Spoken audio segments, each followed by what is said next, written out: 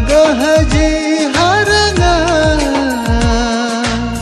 Hendro hendrado Ngo hensi hensila Hengkunama Magamang nam sanama Sorsi bordido Nam hidgo anyadun Ngo bentam lama Nam hidgo abyodun Ngo katam lama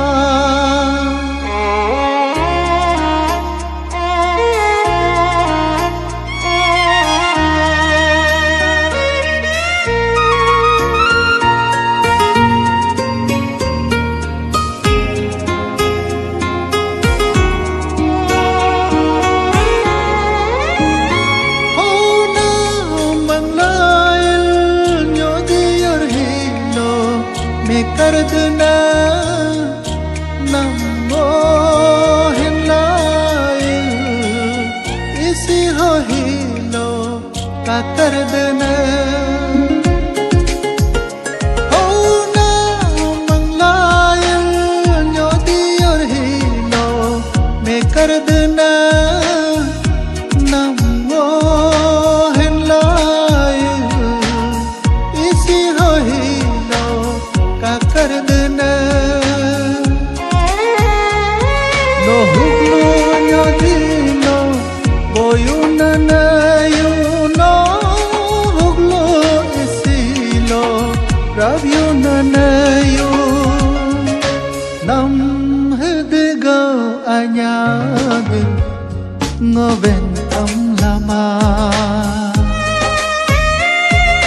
nam hidgo avyo katam lama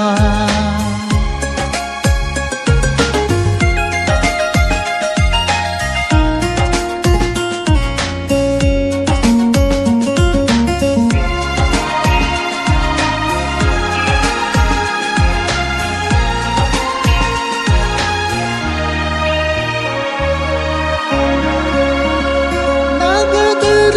bud khonga gava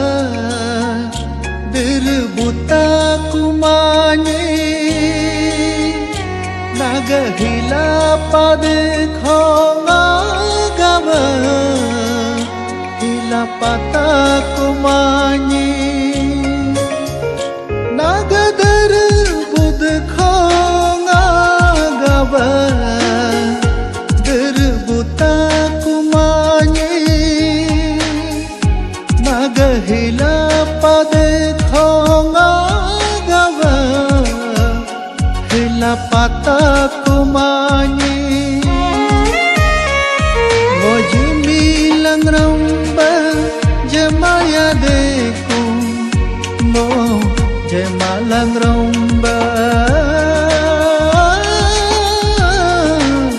Yung dunya deku